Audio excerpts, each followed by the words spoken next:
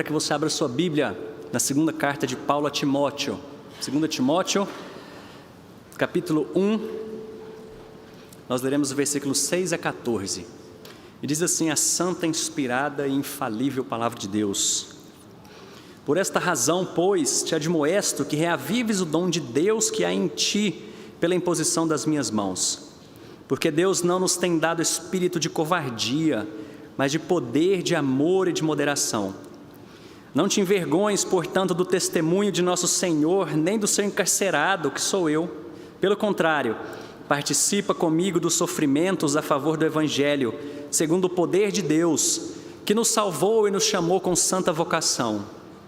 Não segundo as nossas obras, mas conforme a sua própria determinação e graça que nos foi dada em Cristo Jesus, antes dos tempos eternos, manifestada agora pelo aparecimento de nosso Salvador Cristo Jesus, o qual não só destruiu a morte, como trouxe à luz a vida e a imortalidade, mediante o Evangelho, para o qual eu fui designado pregador, apóstolo e mestre. E por isso estou sofrendo estas coisas, todavia não me envergonho, porque sei em quem tenho crido, estou certo de que Ele é poderoso para guardar o meu depósito até aquele dia. Mantenha o padrão das sãs palavras que de mim ouviste, com fé e com o amor que está em Cristo Jesus. Guarda o bom depósito, mediante o Espírito Santo que habita em nós. Vamos orar mais uma vez? Deus Santo e Pai bendito, obrigado porque temos o privilégio de estar diante do Senhor, estarmos diante do Senhor aqui, podendo servi-lo, podendo adorá-lo. E eu quero rogar para que nesse momento o Teu Santo Espírito continue a nos conduzir, dando-nos entendimento a respeito da Tua Palavra. Que o Senhor nos ajude, ó Pai, a termos coragem para viver segundo a Tua Palavra, segundo o caráter de Jesus Cristo, a sermos firmes em nossas convicções, a sermos firmes como cristãos, a usarmos os nossos dons, os nossos talentos para a honra e glória do Senhor. Pai, ajuda-nos a guardar o bom depósito, a vivermos conforme o Senhor requer de nós. E te louvamos, porque tudo isso é possível mediante o Teu poder, através do Teu Santo Espírito, pelo que Jesus Cristo fez naquela cruz. Conduza-nos, ó Pai. Nós oramos assim em nome de Jesus. Amém. Hoje em dia não é muito fácil ter que expor uma opinião sincera diante das pessoas, dependendo de onde a gente está e com quem a gente está. Tem alguns assuntos que hoje se tornam polêmicas de forma extremamente fácil, ainda mais se você está postando em uma rede social. E dentro desses assuntos espinhosos, claro, está a religião. E se hoje você assume uma postura, um pensamento legitimamente cristão, e eu quero reforçar essa ideia aqui de legitimamente cristão, o fato de que você baseia a sua vida, as suas posturas, os seus direcionamentos, pensamentos na Bíblia, e não o que você acha que a Bíblia diz. Isso eu quero dizer como legitimamente cristão, de acordo e claro, baseado no que a palavra de Deus nos diz. E se você assume postura e comportamento cristão, é possível que haja alguma dificuldade para você no sentido de perseguição, alguma coisa nesse sentido. Eu não creio que a gente ainda viva uma cristofobia, no sentido de que cristão hoje no Brasil morre pela sua fé. Porém, eu creio que sim, que existem algumas dificuldades para aqueles que legitimamente assumem uma postura cristã. Vou te dar um exemplo disso, que há alguns anos, quando eu trabalhava na capelania do Colégio IP, a escola recebeu uma aluna vinda de outra escola que tinha passado um ano da sua vida em missão. Ela foi para um outro país, viveu um tempo lá, um ano da sua vida, antes de entrar no ensino médio, ela dedicou a sua vida em um ano em missão, e ela voltou. E um dos seus professores daquela escola, ele ficou sabendo disso. E assim, mas como que essa menina passou um ano, perde um ano da vida dela dedicado a alguém que ela chama de Cristo? Então as aulas desse professor não foram mais para expor conteúdos, mas foram para destruir, para tirar a base, desintegrar o que é cristianismo, o que é a Bíblia e quem é Jesus Cristo. E ela então se tornou motivo de piada de toda a escola. E aí então não teve como ela permanecer mais nessa escola, ela foi transferida lá para o IP. E talvez você pense, poxa, mas né, é uma adolescente, por que ela não aguentou firme? eu vi e presenciei as consequências de tudo o que aconteceu na sua vida. Ela tinha alguns desmaios não espontâneos, no meio de uma aula, ela simplesmente apagava. E eram vários desmaios durante o dia, aquilo que trouxe diante daquela pressão que ela teve que passar. Então são fatos reais que acontecem, não só com aquela garota, mas pode acontecer conosco. Porém, a Bíblia já nos alerta e nos afirma que esses dias em que provavelmente a nossa vida vai estar em perigo, em jogo, vai chegar. Esses dias vão chegar, em que talvez o fato de nós professarmos e mantermos uma conduta legitimamente cristã, talvez vai poder trazer para você o martírio. E era exatamente essa situação que a Bíblia nos narra, que a Bíblia nos traz aqui nesse texto a respeito do que estava acontecendo com Paulo, com Timóteo, e tem algo muito precioso para poder ensinar aqui para nós. Só para nós entendermos um pouquinho melhor, essa aqui é a última carta que o apóstolo Paulo escreve. Ele está preso em Roma, numa masmorra, e diferente de algumas outras cartas, no qual ele escreve, e ele afirma isso, olha, eu tenho certeza da minha libertação, porque isso aqui vai redundar na glória do Senhor, e tem muita coisa ainda para fazer. Mas diante dessa carta que ele assume e fala, daqui em diante eu vou ser liberto, mas não dessa prisão, mas vai ser desse corpo, porque daqui em diante eu vou estar com o Senhor. Então ele sabe, estava simplesmente esperando o resultado da sentença que traria para ele a execução. Então esse é o contexto que nós encontramos aqui, em que Paulo escreve essa sua última carta. E ele escreve para o seu filho amado, Timóteo, filho na fé, no qual ele caminhou por muito tempo, no qual ele ensinou, no qual ele doutrinou, no qual amadureceu diante da presença do apóstolo. E ele precisava passar o bastão, então, de todo o seu ministério, e falar, Timóteo, eu quero que você agora assuma uma posição firme. Só que a gente conhece um pouco da história, e não só essa carta, mas a primeira, principalmente, nos mostra quem era Timóteo, um jovem, que sofria talvez com uma timidez, sofria com uma certa doença no seu estômago, além de ser novo, e não tinha tanto prestígio, assim, tanto respeito diante daquela sociedade, e agora Paulo precisa escrever e dar algumas diretrizes para esse homem. Mas não só isso, ele não enfrentava só essas coisas, tinha uma grande dificuldade diante do imperador Nero, que com toda a sua loucura e violência, estava determinado a acabar com o cristianismo. E assim, então, os crentes em Roma eram ou crucificados ou queimados vivos, mas se era cidadão romano, ele era tratado um pouquinho melhor, ele era decapitado. Era isso que acontecia com o cristão. Além disso, toda essa perseguição, tinha os falsos mestres, que na primeira carta ele vai combater muito, falou, Timóteo, por isso que ele vai dizer, guarda essa doutrina, porque tem gente que está ensinando qualquer outra coisa a não ser aquilo que nós aprendemos e ensinamos, aquilo que eu te passei. Além disso, Timóteo também tinha que pastorear uma igreja. Era a igreja de Éfeso, uma igreja grande. Hoje de manhã nós ouvimos um pouco a respeito dessa igreja de Éfeso. E ali ele tinha algumas tarefas para fazer, não só de ensinar a doutrina correta diante desses falsos mestres, mas ali ele tinha que instruir a questão do culto, a questão das viúvas, como tratar as viúvas, ou como as viúvas iriam agir dentro da igreja, algumas questões morais dentro da igreja também. E diante de todo esse papel, agora Paulo tinha que incentivar, tinha que escrever a este Timóteo, falar, permanece firme, porque eu estou indo, mas você está ficando e permanece firme. Se você tivesse que escrever uma carta hoje, talvez para algum missionário que mora num país em perseguição e perseguição severa, o que você escreveria, o que você faria para motivar essa pessoa, esse missionário, a permanecer firme no Senhor? Olha, esse trabalho que você está fazendo não é vão. O que você escreveria? E eu creio que esse é o objetivo do apóstolo Paulo, escrever para Timóteo, para motivá-lo diante de todas as situações, diante de algo que era talvez uma situação desesperadora para um cristão. E agora esse é o objetivo dele. Eu sei que isso pode também ensinar aos nossos corações nessa noite. E diante disso, Paulo dá 4 conselhos, talvez 4 ordens aqui, mas eu fui chamar de 4 conselhos que ele dá para Timóteo diante dessas situações nas quais nós também podemos aprender. E a primeira coisa que ele vai dizer aqui, versículo 6: por essa razão, pois, te admoesto que, primeiro ponto aqui, reavives o dom de Deus que há em ti. Ele começa dizendo, por essa razão, para a gente entender essa questão do reavives o dom, ele está dizendo, por essa razão, e a gente precisa voltar para o versículo 5, que ele diz, pela recordação que guarde de tua fé sem fingimento. Por causa dessa fé sem fingimento, ele vai dizer, reavives o dom que há em ti. Mas antes de falar essa fé sem fingimento, ele fala a respeito, Paulo fala a respeito da sua própria fé.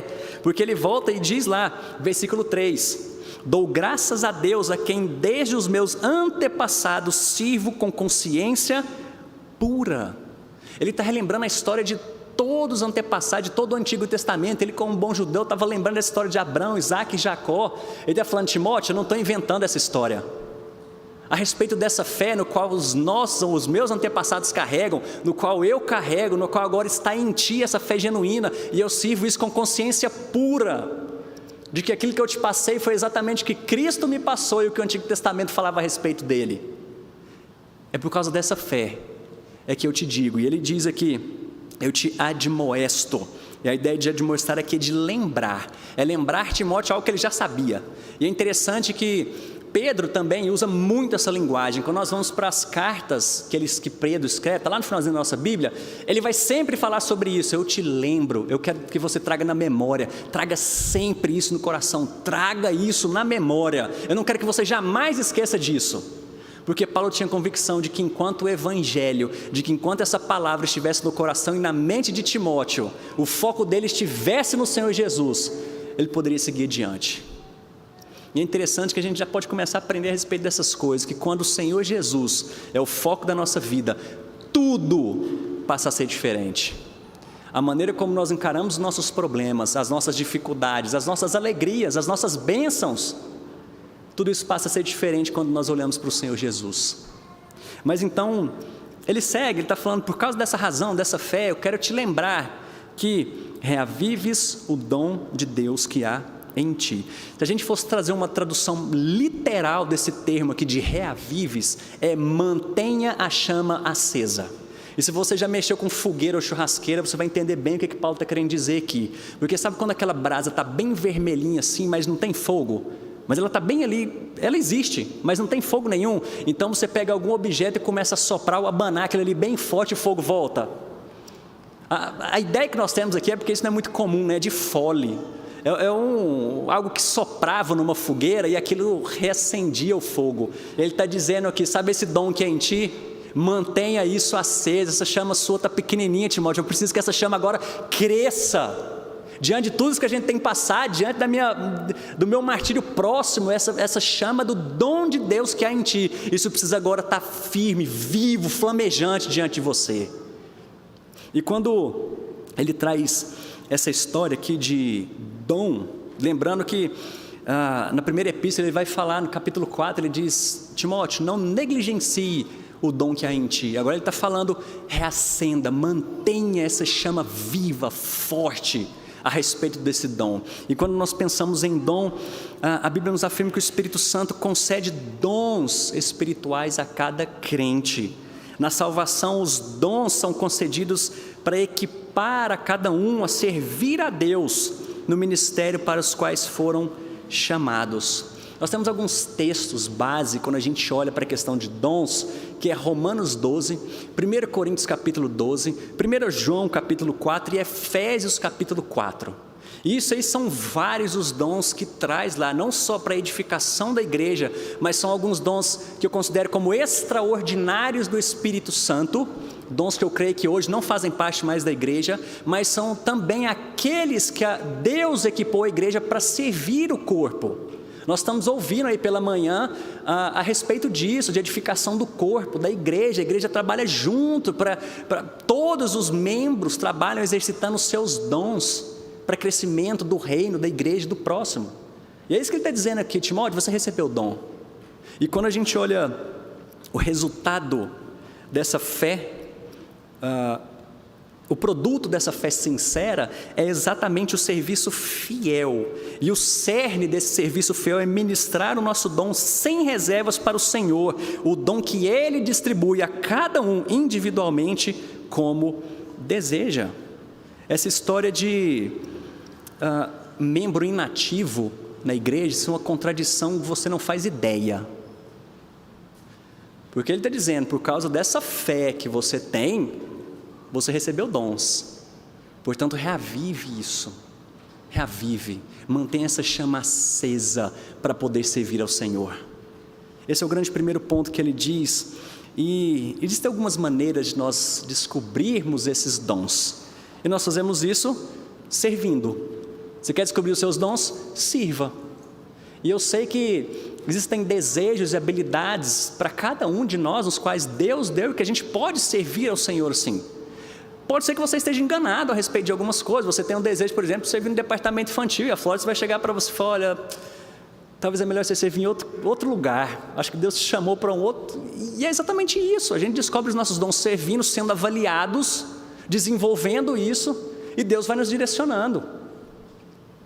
E a gente pode desenvolver isso exatamente treinando e aprendendo. O grande ponto que a gente tem aqui, que eu creio que Paulo nos traz, é algo que por vezes é difícil da gente compreender, mas que é a questão da soberania de Deus e a responsabilidade. Porque ele está dizendo, e vai dizer antes, lá desde o versículo 1, Paulo vai dizer, Paulo, apóstolo de Cristo Jesus, pela vontade de Deus. Quem chamou Paulo, quem dotou Paulo em relação ao apostolado? Foi Deus. Aí depois ele vai dizer a respeito disso, dessa fé sem fingimento, que também tem a ver com Deus, e daqui a pouco a gente vai ver mais a respeito disso, que tudo tem a ver com Ele. Porém ele está dizendo, diante disso que Deus te deu, é a sua responsabilidade manter essa chama acesa. Diante de tudo isso que Deus fez, diante de tudo isso que Deus tem colocado na sua vida, mantenha essa chama acesa. Tudo isso que Deus te chamou para fazer, faça. E eu quero trazer aqui não só a ideia de dons dentro da igreja, porque nós como igreja fomos chamados para fora. E aqui eu quero trazer de uma forma, trazer um intercâmbio, que é a ideia de talentos, dons, não só aquilo que você exerce dentro do corpo, mas é tudo aquilo que Deus chamou para fazer onde você está. É o seu trabalho, é a sua vocação, a sua dedicação, é tudo aquilo que você está fazendo, seja estudando, trabalhando dentro de casa, o que for que você esteja fazendo. Agora, Paulo está dizendo, mantenha essa chama acesa. Foi isso que Deus te chamou para fazer, então faça para o Senhor. Esse é o grande ponto que ele está trazendo aqui. E assim como eu creio que o grande objetivo de Paulo para Timóteo é falar, olha, vale a pena você servir ao Senhor, mesmo diante das situações, mesmo que isso tenha custado a minha vida, mesmo que isso custe a sua vida, vale a pena. E o que eu quero te mostrar nessa noite é que vale a pena servir ao Senhor. Talvez você está aqui hoje, nessa noite, chegou aqui e falou, gente, o que esse povo está falando? Que história é essa de eu ter que servir alguém e isso vai me trazer dificuldade? Isso pode custar a minha vida? Que dia que eu ia querer isso? Mas assim como o apóstolo Paulo mostra, eu quero mostrar para você também que vale a pena a gente dedicar essa vida ao Senhor. E assim como Paulo nos mostra, eu quero te mostrar por quê também. Mas primeiro ele diz aqui para nós, reavives o dom que há em ti, mantenha essa chama acesa. Ele justifica isso. Versículo 7. Porque Deus não nos tem dado espírito de covardia, mas de poder, de amor e de moderação. Existe aqui uma discussão se esse Espírito, que é o Espírito Santo, e aí a sua tradução teria uma letra maiúscula aí, ou se é exatamente esse Espírito no qual o tradutor traz aqui, que é o nosso Espírito. Mas independente da situação, eu creio que o tradutor aqui, ele acertou nessa ideia de trazer que é o nosso Espírito. Nós não temos, e Deus não nos deu um espírito de covardia diante dele, mas se entender que é o Espírito Santo, esse Espírito Santo habita em nós somos a habitação dele. Então de qualquer forma ele está dizendo, em você não tem um espírito de covardia, exerça isso aqui para o Senhor, porque ele nos deu um espírito não de covardia, de timidez, de medo, mas é de poder, de amor, de moderação, uma mente sã. E talvez seja compreensível por que Timóteo está falando isso aqui para ele. Ele falou, Timóteo, Deus não deu um espírito de covardia. Mas talvez seja entendível, porque olha só a situação desse Timóteo. Uma igreja teoricamente difícil, grande, responsabilidade extremamente grande. Nero perseguindo os cristãos. Paulo, seu grande conselheiro, seu pai na fé, morrendo. E diante de tudo isso agora os falsos mestres, tanta dificuldade. Mas ele está dizendo, Timóteo, Deus não nos deu um espírito de covardia, mas é um espírito de amor. Pelo contrário, de amor, de poder e de moderação. Eu creio que existem vários motivos pelos quais os cristãos não servem ao Senhor. Às vezes é porque o seu compromisso com Cristo e a igreja é indiferente. Eles vão à igreja ocasionalmente, mas seus verdadeiros interesses estão no mundo. Servir a igreja seria inconveniente. Outros tentaram servir, mas não tiveram treinamento, ficaram frustrados e desistiram. Alguns desistiram porque outros membros da igreja criticaram, outros se esgotaram tentando fazer muito. Alguns pararam de servir porque estavam servindo com a motivação errada, talvez procurando elogios de pessoas e não de Deus. Mas por alguma razão ficaram cansados do incômodo de servir ao Senhor e se retiraram para um assento mais confortável dentro da igreja. Talvez você pense que o seu dom é esquentar banco de igreja, mas Deus não te deu esse dom. Se você tem uma fé genuína, você foi chamado ao serviço. Eu não estou simplesmente, quando eu digo aqui serviço dentro da igreja, você foi chamado a servir ao Senhor onde você está. E é por isso que ele diz aqui, Deus não deu espírito de covardia não, mas foi de poder, de amor. E talvez essa palavra realmente é para você que tem vivido uma vida como um covarde diante do Senhor, com medo de assumir uma postura reta diante das pessoas. Mas o que nós aprendemos aqui é, mantenha essa chama acesa. Ele vai mostrar por quê que vale a pena. Ele segue então, dizendo no segundo lugar aqui, versículo 8, não te envergonhes, portanto, do testemunho de nosso Senhor, nem do seu encarcerado, que sou eu. Pelo contrário, participa comigo dos sofrimentos a favor do Evangelho, segundo o poder de Deus. Não te envergonhes, portanto, do testemunho de nosso Senhor, nem do seu encarcerado, que sou eu. Ao contrário, se for necessário, participa comigo dos sofrimentos. Mas sabe por que isso é possível? Ele diz aqui, é segundo o poder de Deus que te capacita a viver assim.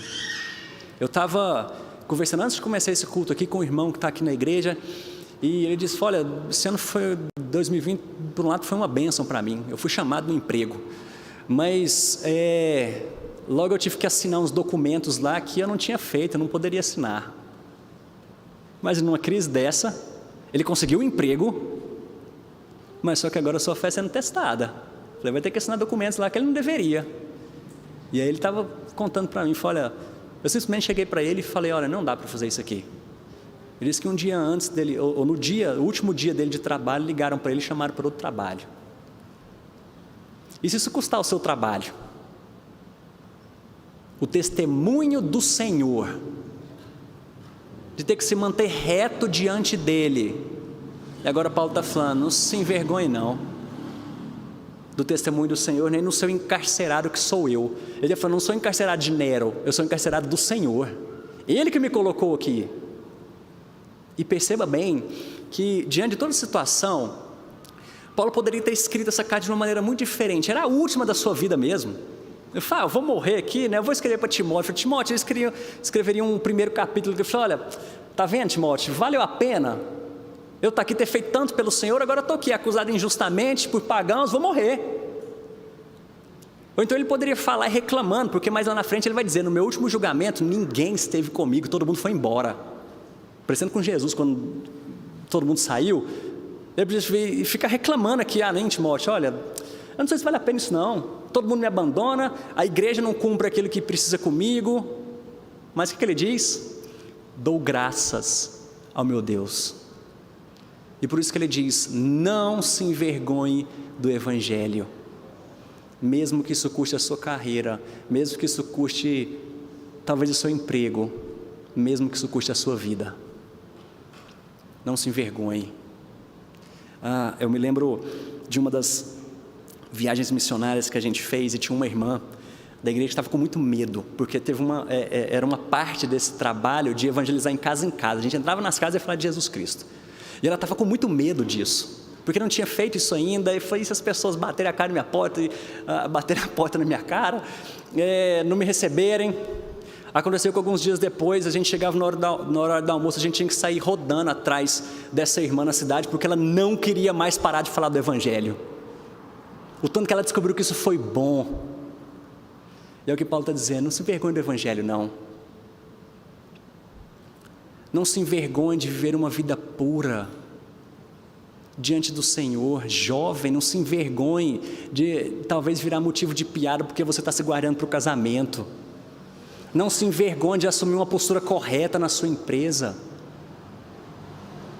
Mais uma vez agora, ele vai mostrar por quê. Terceiro lugar, versículo 13. E calma que eu estou pulando esses versículos aqui de propósito, que eu vou voltar neles, tá? Versículo 13 ele diz: mantenha o padrão das sãs palavras que de mim ouviste com fé e com amor que está em Cristo Jesus. Que palavras são essas? Que sãs palavras são essas? Agora a gente volta, versículo 9. Ele vai falar a respeito do Evangelho. Lembra que nós lemos aqui na liturgia? Ele resume de uma forma assim, bem sucinta o que é o Evangelho. De que Jesus veio ao mundo para salvar pecadores. Agora ele vai estender um pouquinho mais essa ideia. Quando ele diz versículo 9. Esse Jesus Cristo, ou Deus, nos salvou e nos chamou com santa vocação. O que ele está dizendo aqui? Que esse trabalho de salvação foi da parte de Deus. É Deus quem nos salva. E quando nós falamos a respeito de é Deus quem nos salva, não é porque Ele te deu uma ajudinha para a sua salvação. Você não estava bom o suficiente para que Ele te salvasse. A ideia de que a Bíblia traz para nós é que nós estávamos desesperadamente desamparados. A Bíblia vai usar alguns outros termos, algumas outras metáforas também para falar disso, que nós estávamos mortos em pecados e delitos. Morto não toma decisão. Fala que nós éramos cegos. Vai usar a linguagem que nós éramos pobres, nus, miseráveis. E isso tudo por causa do pecado. Pecado que trouxe esse afastamento, trouxe morte. Não só morte física, mas morte eterna e morte espiritual.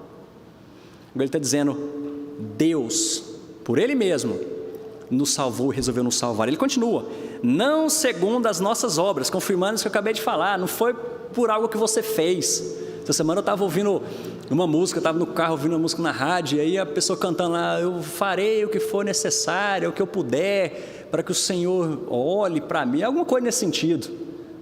Eu falei, gente, talvez só uma falta de conhecimento do que Paulo está dizendo aqui, né? Ele nos salvou não segundo as nossas obras, não tem nada, não houve nada que você fez para que Deus olhasse para você. Isso é graça, isso é bondade de Deus. Ele continua, conforme a sua própria determinação e graça que nos foi dada em Jesus Cristo. Deus determinou. Às vezes a gente não entende essa questão, aquilo que Ele está tratando de eleição, de predestinação. Eu espero que a gente possa discutir isso na presença dEle. Isso vai ficar claro quando a gente estiver junto com Ele. Mas Ele diz aqui, antes dos tempos eternos, foi na eternidade que Ele escreveu o seu nome no livro da vida. E como essa salvação então se manifestou? Como esse propósito eterno de Deus se manifestou? Versículo 10, ela é manifestada agora pelo aparecimento de nosso Senhor, nosso Salvador, Cristo Jesus. Quando ele diz essa história aqui, de que foi manifestada pelo aparecimento de Cristo Jesus, nós podemos concluir duas coisas aqui. Primeiro, se ele apareceu é porque ele já existia.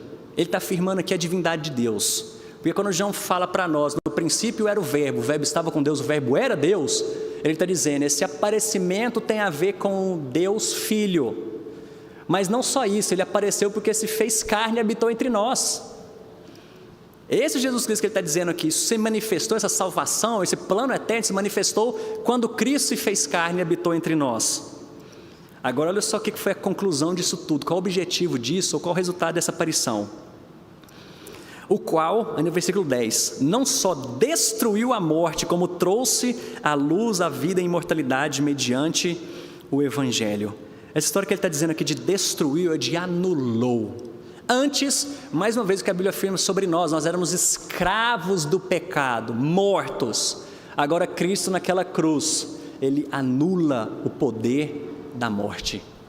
Ele anula essa morte. E aí nós encontramos alguns textos como Hebreus 2 ou 1 Coríntios 15, que é um texto belíssimo que fala, ó morte, onde está o teu aguilhão? É como se ele virasse e falasse, olha escorpião sem o seu ferrão. Ele falou, escorpião, cadê o seu ferrão agora? Morte, cadê o teu aguilhão? Você não tem mais poder sobre os meus, porque Cristo venceu a morte naquela cruz. E como eu disse para você, todos nós estávamos condenados a essa morte eterna por causa dos nossos pecados. Mas agora Cristo vence a morte. Mas não só isso. Não só destrói, não só anula o poder da morte, o pecado sobre nós como escravizador. Mas ele diz aqui, ele também traz luz à vida e à imortalidade. Agora, nós podemos pensar a respeito da eternidade. E não só a respeito da eternidade, mas ele traz luz à vida.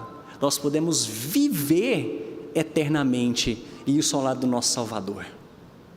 E talvez você esteja pensando aqui, olha, mais uma vez, eu acho que esse cara é maluco. Primeiro ele fala que vale a pena viver por alguém, ou por um evangelho, que isso pode me trazer dificuldades, talvez até a minha morte.